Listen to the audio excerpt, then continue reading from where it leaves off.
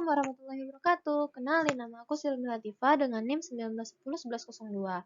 Di sini aku mau memenuhi tugas mata kuliah Maqasid Syariah dengan dosen pengampu Dr. Zulkarnain Muhammad Ali MSI di kampus Institut Agama Islam Tazkiyah Bogor pada tahun 2022. Pada kali ini aku mau menjelaskan tentang Maqasid Syariah dalam transaksi ekonomi jual beli online. Kali ini itu ada pendahuluan dan pengertian, Al-Quran dan hadis, rukun dan syarat, jual beli menjadi haram, marketplace dalam Islam, dan solusi jual beli online dan manfaat dan hikmah. Tema yang komprehensif, seluruh aspek kehidupan manusia diantaranya ideologi, politik, ekonomi, sosial, budaya, termasuk urusan muamalah. Tujuan manusia di dunia ini itu untuk beribadah. Semua hal dipertanggungjawabkan dan akan Tidaklah bergeser kedua kaki seorang hamba nanti pada hari kiamat sehingga Allah akan menanyakan tentang 4 perkara. Yang pertama ada tentang umurnya dihabiskan untuk apa, yang kedua tentang ilmunya yang diamalkan untuk apa, yang keempat tentang hartanya dari mana dia peroleh dan kemana dia habiskan, dan yang keempat tentang jasadnya, capek, lelahnya untuk apa. Hadis riwayat website atau aplikasi online yang memfasilitasi proses jual beli dari berbagai toko yang disebut dengan toko online. Konsep dari marketplace itu sendiri ialah jual beli dunia maya yang bertindak sebagai pihak ketiga. Contohnya, dari toko online tersebut yang terkenal di Indonesia seperti Lazada, Tokopedia, Bukalapak, Shopee, Bibli, dan di setiap negara sendiri itu memiliki toko online-nya masing-masing. Perjanjian tukar-menukar barang atau benda yang bernilai di antara kedua belah pihak, yang satu memberikan dan pihak lain menerimanya, sesuai dengan perjanjian yang dilakukan secara online. Itu makna dari Al-Quran dan hadis. Allah menghalalkan jual beli dan mengharamkan riba dalam surat Al-Baqarah ayat 275. Kecuali dengan jalan perniagaan yang berlaku dengan ridho di antara kamu, surat An-Nisa ayat 29.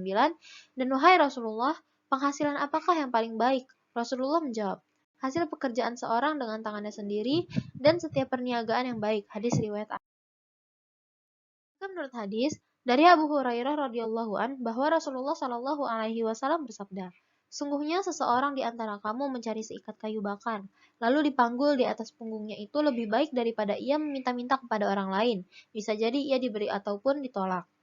Dari Syakar al-Ghamidi radhiyallahu an bahwa Rasulullah shallallahu alaihi wasallam bersabda, ya Allah berilah keberkahan kepada umatku pada apa yang mereka kerjakan di pagi hari. Yang pertama itu itu Sahihul Jami'us, Shogir nomor 7069. Yang kedua ada Sahih Ibnu Majah nomor 1818. Maksudnya, orang yang berakad, yaitu penjual dan pembeli. Yang kedua ada barang atau objek. Yang ketiga ada ijab kabul dan harga.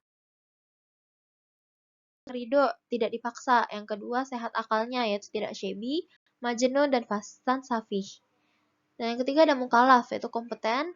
Keempat memiliki penuh atas barang yang diakadkan. Dan yang kelima memiliki hak, harus suci dan bermanfaat. Bukan barang yang haram, najis, atau merusak.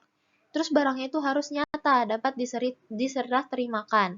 Barangnya sendiri harus milik sendiri atau yang dia kuasai. Yang selanjutnya ada diketahui kadarnya, yaitu jenisnya dan sifat. Selanjutnya ada ijab kabul atau sigoh. Ijab kabul seperti ijab penjual. Saya menjual HP ini dengan harga 1 juta. Kabul pun membeli. Saya membeli HP itu dengan harga tersebut. Itu ada beberapa cara.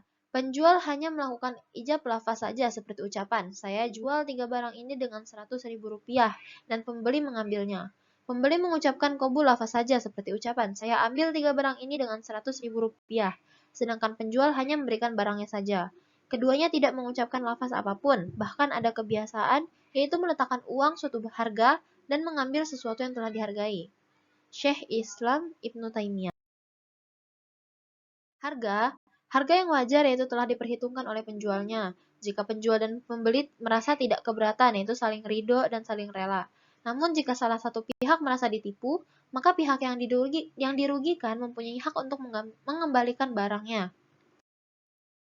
Ada unsur maisirnya, yang kedua ada unsur gorornya, yang ketiga ada unsur ribanya, yang keempat ada penipuannya, kelima merugikan orang lain, dan keenam tidak terpenuhi rukun. yaitu penjual memiliki barangnya, penjual sebagai agen dari pemilik barang, penjual belum memiliki barang dan juga bukan seorang agen, yaitu maisir dan goror. Wahai Rasulullah, saya sering melakukan jual beli. Apa jual beli yang halal dan yang haram? Rasulullah menjawab, wahai saudaraku, bila engkau membeli sebuah barang, janganlah engkau jual sebelum barang tersebut engkau terima. Hadis riwayat yaitu harus dengan reseller. Yang kemudian ada dropship, yang ketiga ada salam, dan yang keempat ada istisna. Itu memenuhi kebutuhan pribadi dengan cepat dan murah. Kedua, memberikan kesempatan bekerja kepada kurir. Ketiga, penghargaan atas hak milik orang lain. Keempat, menghindar dari perbuatan haram. Kelima, kepuasan dan keikhlasan. Keenam, meningkatkan sektor real. Dan yang ketujuh, mendapat rahmat dari Allah.